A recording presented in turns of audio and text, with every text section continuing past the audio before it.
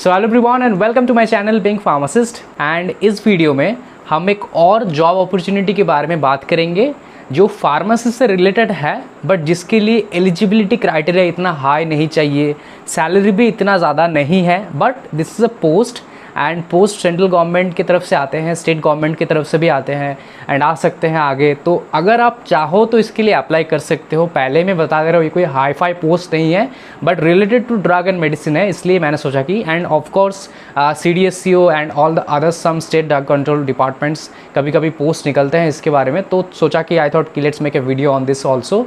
The post name is drug sampler. अब आप सब ने जिनका भी फार्मा इंडस्ट्री रिलेटेड एक्सपीरियंस है, आप सबको पता है फार्मा इंडस्ट्रीज़ में इसका ह्यूज डिमांड है। जिन ड्रग सैम्पलिंग जो है ये एक पर्टिकुलर सेक्टर है for all the department, tablet, capsule, all the doses form related departments. Similarly government में भी इसके रिक्रूटमेंट होते हैं।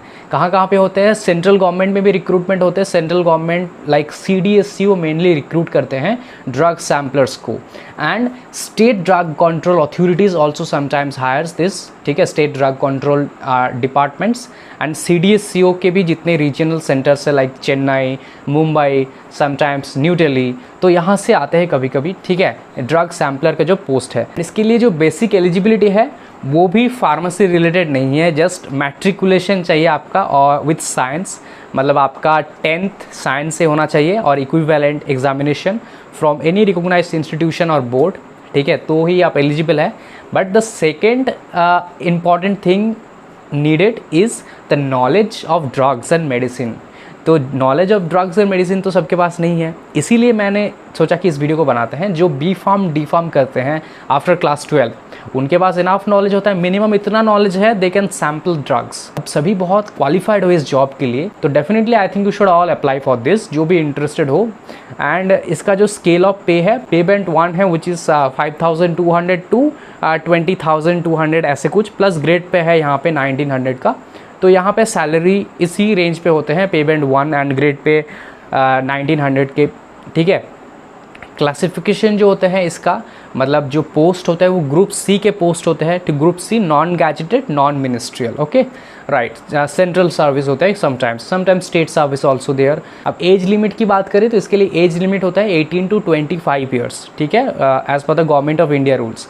और एक्सपीरियंस देते मैंने बताया, एक्सपीरियंस कुछ खास ऐसा नहीं है, एसेंशियल क्वालिफिकेशन यही है कि आपका मैट्रिकुलेशन चाहिए 10th and of course knowledge of drugs, okay.